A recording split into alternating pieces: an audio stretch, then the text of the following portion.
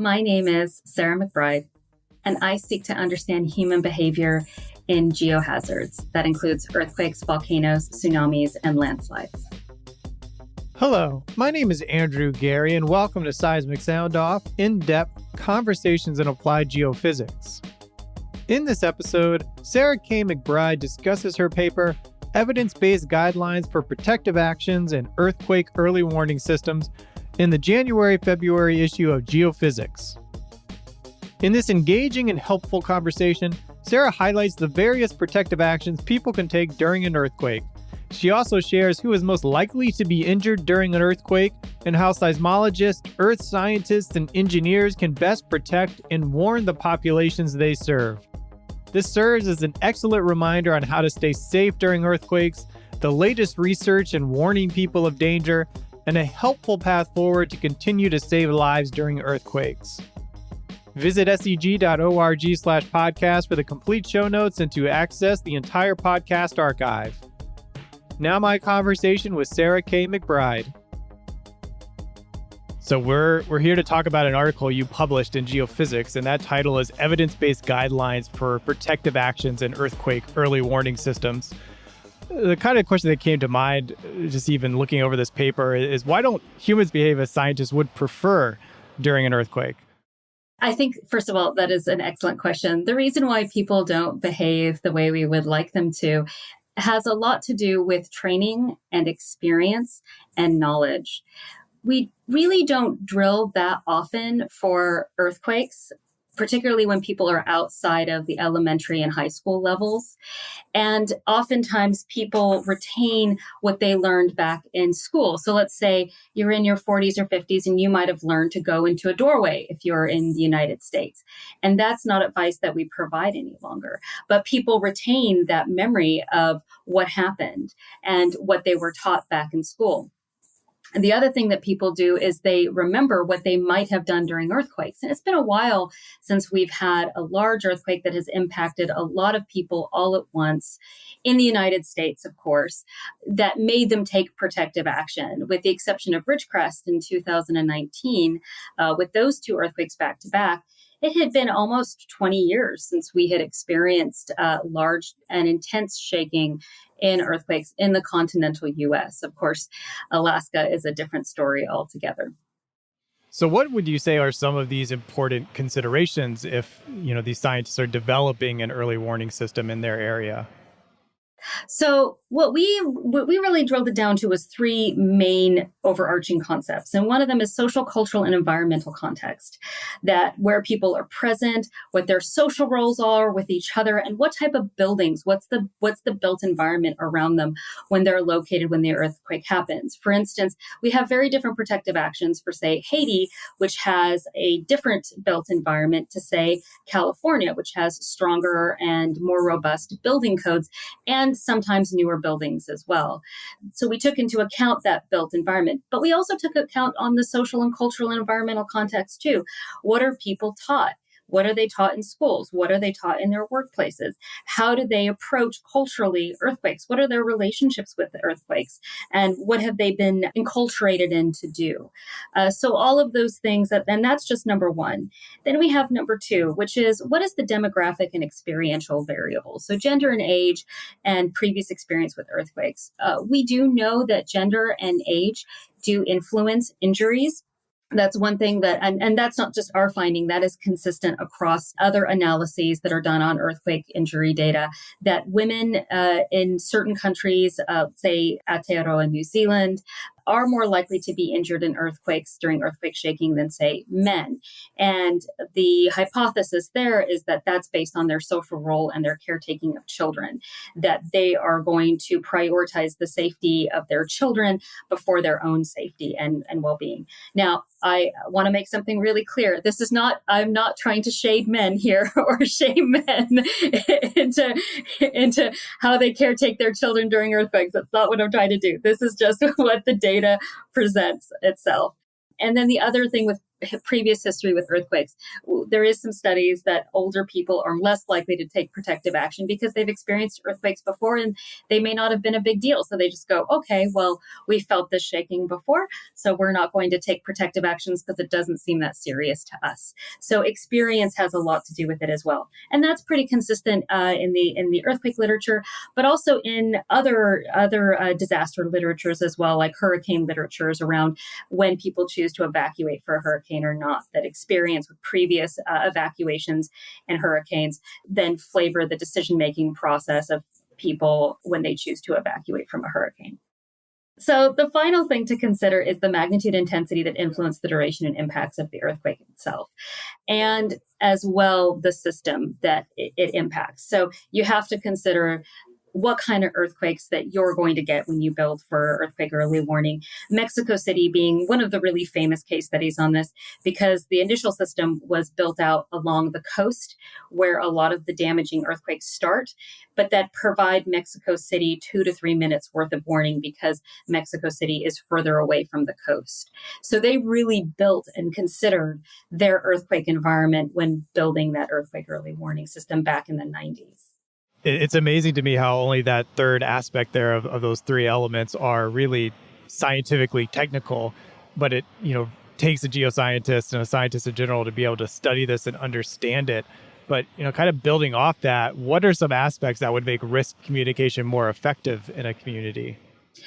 Well, I think what's interesting here, too, is that this paper was written and developed largely by social scientists, not by physical scientists and engineers, although we did have one seismologist on the paper. So to ensure that we had the technical details correct on the paper, which is obviously very important to us. So we really wanted to reframe it exactly from what you're talking about. Like, how do we communicate these kinds of risks when it comes to earthquake early warning? And so a lot of what we found in terms of protective actions and why people take protective actions or not is really around the building of procedural knowledge or drills. People will do, by and large, what they're trained to do when faced with an experience, provided that they have had enough trainings frequently enough in enough different environments to encourage them to do so, and that they're aware that when they receive a warning that they have also a nudge, if you will, to actually take that protective action. That's why in the shake alert message, we include the words drop, cover, and hold on, protect yourself now. And those phrases were all very specifically chosen to communicate what people should do when they receive these alerts. That's because people have very little time to take protective actions with shake alert. It's seconds, not minutes that they have. And so we really wanted to provide a very short nudge to remind people what the best protective action is. Understanding that drop, cover, and hold on doesn't just represent the drop, cover, and hold on. It represents a suite of protective actions that people can take. And there is a list of actions people can take with differing abilities, as well as different environments that they can take too. And the protect yourself now is a reminder to go ahead to take that protective action immediately when they receive the message and not wait. People will often do what we call milling for information or social norming. Have you ever been in a meeting room, where the fire alarm goes off? Yes. And what is the first thing that you tend to do? See if it's a mistake. Exactly. or wait for someone else to make a move, to take it seriously. So, Andrew, you do exactly the two things that are noticed by social scientists everywhere when it comes to protective action. What you do is you confirm that the alert is real, and you look for other people to see what is appropriate protective action. So that's milling for information and confirmation and social norming. So you look, and that's why we have emergent norm theory, which is very much based on, in this paper, which is very much based on how groups take protective actions, how they socially norm together to do something, right? So you did exactly what social scientists would expect you to do, Andrew, in these kinds of events. I'm glad I am a normal reactor. Yeah, I had a question earlier that was kind of answered there of what I did in an earthquake in 2011 in DC when I went to Twitter to see if that was a real earthquake. And so, yeah, another way of expanding out to get confirmation of what you experienced. But, someone listening to this, okay, like they're let's say they're in the US where the shake alert system is based and they can do that protective mechanism. But why do you think maybe this better awareness and knowledge of the risks of earthquakes won't lead to better protection? Well, because we know that there's something called the knowledge behavior gap, right? People know what to do, but oftentimes actually getting them to do those behaviors can be a real struggle. This is something we see a lot in the emergency preparedness literature. Most people know, hey, I have to store water in my house and I have to have, food, I have to have some emergency supplies available, but they often fail to go ahead and do so. And that's because of the behavior component. And oftentimes it's not that people are stupid or unintelligent or uninformed. It's that people are busy. They have other things to do. And oftentimes emergency preparedness and taking protective actions and drills are simply not on their list. They have a lot of other considerations in their lives. And earthquakes sometimes in the United States, not always, but sometimes happen really rarely. And we're currently in that sort of rarish zone. Of course, we had the Ridgecrest earthquake and we had the Magna Utah earthquake and the Nevada earthquake in the last couple of years, but they're not necessarily everyday occurrences. And so people forget until they're actually faced with those kinds of earthquakes. I personally lived in New Zealand. I lived in New Zealand for 17 years before I repatriated back to the United States. And I experienced many, many, many large earthquakes, including the magnitude 7.8 Kaikoura earthquake in 2016, of which the shaking intensity was strong and lasted for about 90 seconds to 2 minutes. And I thought I was really well prepared. And that earthquake happened at midnight. And while I was sleeping, my husband had to wake me up and I was on call for GeoNet, which is the USGS of New Zealand. And I remember I did not do exactly the right things that I was told, despite drilling, because the event was so upsetting. And so, to be clear, we're not sitting here being the drop, cover, and hold on police, right? We understand that people are going to take the best protective actions that make sense for them at the time. The drop, cover, hold on protective actions, suite of protective actions, there is indications that that this is really good to reduce injuries. But we also respect that people are going to do the best they can with the time that they've got in the situation that they're in. How concerned are you about false alerts in an early warning system? Well, false alerts do happen, for sure. So we know they've happened. They've happened with Shake Alert. That's been documented. It's happened, I think, twice now. And we fixed the issues that caused the false alerts. What we're actually seeing from some of the preliminary data coming through is that people are less worried about the occasional false alert as they are missed alerts, where they feel shaking and they felt they should have gotten an alert and they didn't get it and they felt the system let them down. Yeah, you kind of mentioned a few contexts where people might take beneficial actions if I'm in a crowd and someone is trained and knows what to do and I would follow them most likely. Are there some other contexts where people tend to take beneficial protective actions during an earthquake? Well, one of the classic ones is schools. If there's some fantastic footage from the Anchorage earthquake, there was a video recording of a classroom. And as soon as the shaking started getting even slightly intense, the teacher said to the classroom, it's an earthquake, get down. And those students got down and everybody, including the teacher who was the last person to get under a desk, it took them 4 seconds to do that action. So certainly with schools, it can happen very quickly and you can see students take protective action. And that footage is really phenomenal. We have, I work on another project that analyzes human behavior in earthquakes that looks at video that's provided online. And what's really fascinating is watching how people are doing all these different protective actions in different areas. We have recorded people coming out in earthquakes in a porta potty, coming out of the porta potty rapidly. And quite frankly, I can't fault that decision-making process. I'm not sure I'd want to be in a porta potty in the middle of an earthquake. And they stood in the middle of the parking lot where there was no structures that could fall on them.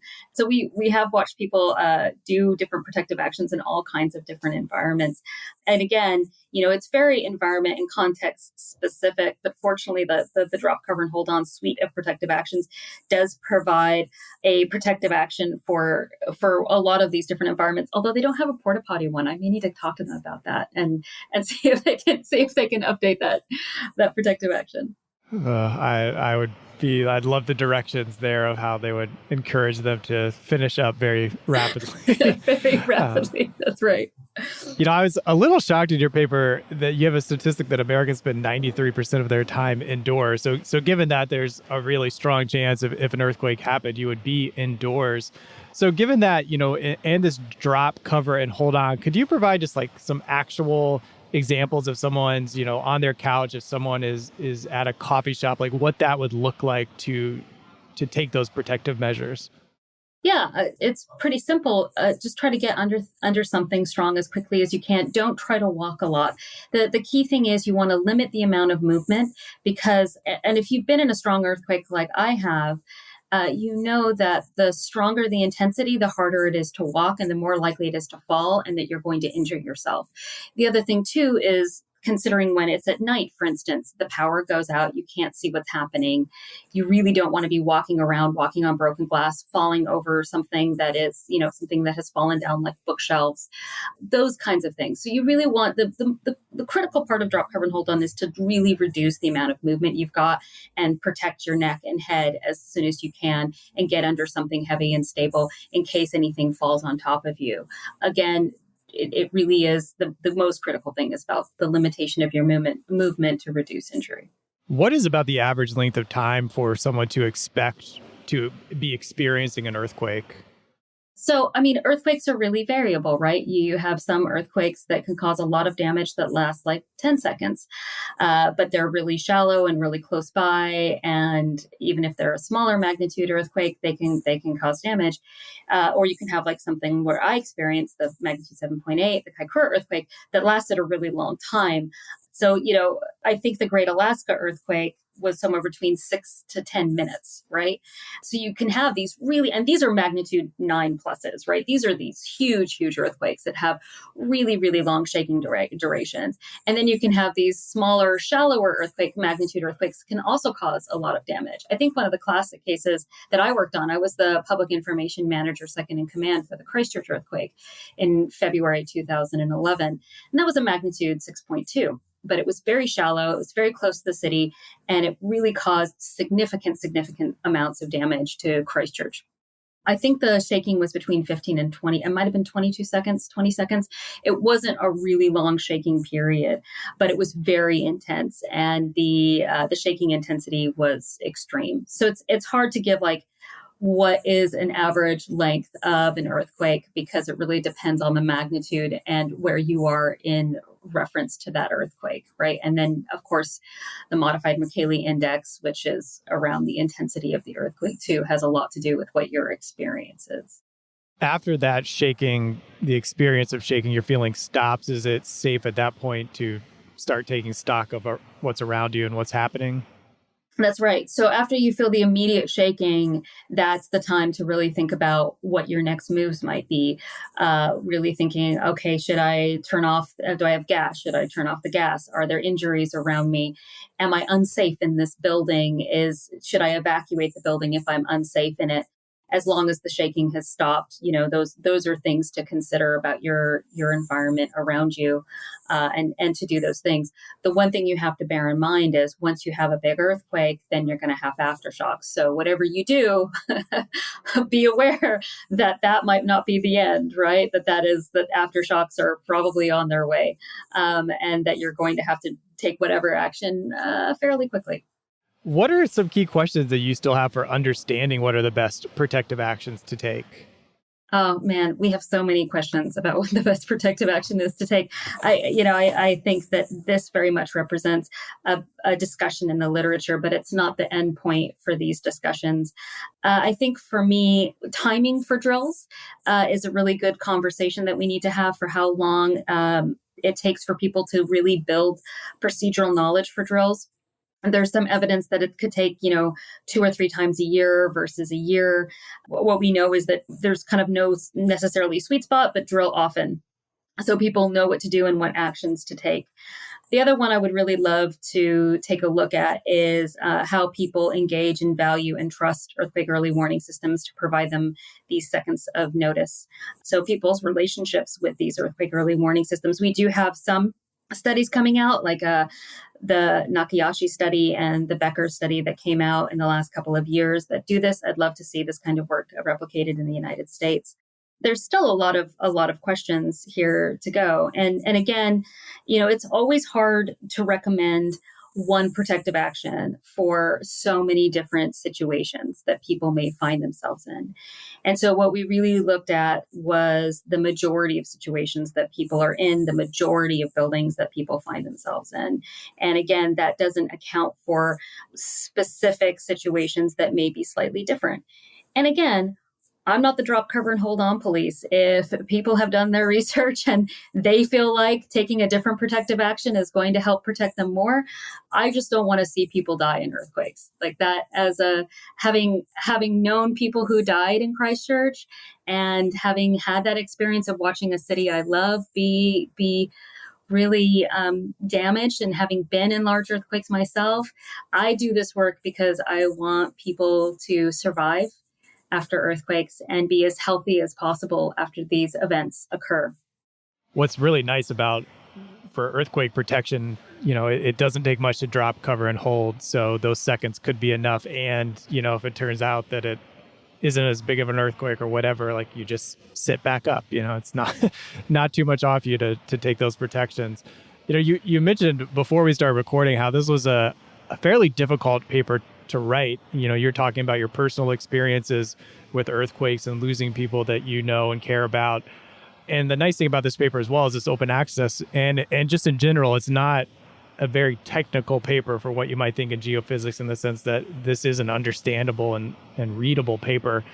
But what might someone kind of overlook, or just something you want to make sure people get from reading this paper, even if it's kind of a hard thing to get?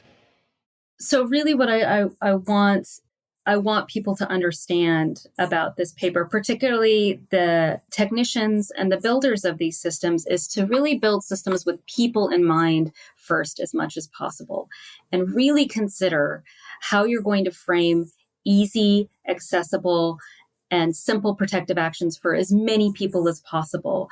Again, drop, cover, and hold on doesn't suit everybody for every situation ever possible. That's not the point.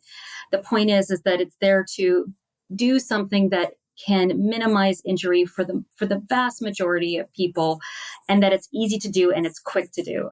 There isn't one perfect solution for everybody, for every earthquake, for every situation. This is advice that we hope that our technicians and scientists will listen to when they're constructing these kinds of systems. Because the other thing that I've noted is with earthquake early warning systems around the world, social scientists are not embedded in the development of these systems. And I hate to call out my own agency, but I say this with love and affection, and hopefully not a career-limiting moment with the U.S. Geological Survey. But they started developing the earthquake early warning system in 2006. Comprehensive and strategic social science. I became the social science coordinator for Shake Alert for the first time. I was the first person to fulfill this role in 2019. So that's a pretty big gap. And we did have a few social scientists working here and there on various projects, but not over this big comprehensive perspective. And so if we're going to build warning systems for people, then including social scientists in the development of these warning systems is really critical to get the messaging and protective actions to suit the most amount of people to do the maximum amount of good that these systems aim to do. Well, Sarah, this has been a lively and engaging conversation that hopefully will get people kind of excited to learn a little bit more about how to protect themselves during earthquakes and the systems. I'm an economics major, and behavioral economics has become a much bigger thing since I've left learning. So it's nice to see this aspect coming into other areas of science as well. And just kind of lastly here, a more general question I want to ask you is, what principle, teaching, or point of view has helped you succeed in your field? I mean, me personally is always centering people in the work. Whenever I approach this work, whenever I'm researching something, I think about where I started, which really is in Christchurch. Going through all the injury data was a very sobering and difficult thing to do, to really consider the magnitude. And I hate to use that word because it is the geoscience thing, but the magnitude and depth all the good that earthquake early warning systems can do, but really, really centering people in this work and including them in this work and thinking about why we're really doing this work, that it's not for us, it's not for our egos, it's not for the publications. And don't get me wrong, I am human. I get wrapped up in exciting research as well, just like everybody else. But it's really centering the work on people. And that to me is what makes being kind of the only social scientist. I am the only social scientist at the Earthquake Science Center at the USGS. That makes that journey of being the only person like me in my in my science center worth it, because someone has to be here to really remind the physical scientists that I firmly believe that all physical scientists and building engineers who came into this field came into it with the intention of helping people and with really good intentions of wanting to help people. And over time, you get into the science and you get into the details, and sometimes it's easy to forget that people are the reason why we do this work. And so when I was going through the earthquake injury data, it was very hard, but it was a very sobering reminder of why we do this work, why this work is important, why earthquake early warning systems can save lives, and how we can make them better, not just through technical advancement, but also through the understanding of humans and of those around us, so we can make better messages, information, and really optimize protective actions so that these systems do the things we want it to do, which is to help save lives and reduce injury.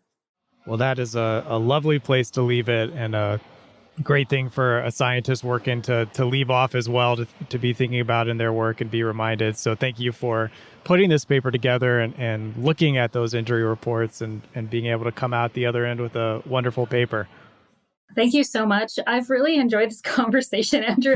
It's been out for almost 6 months. And to be honest, when it came out, I have this sense of hope that this will get the physical scientists and engineers to really pause and remember who to center this work towards.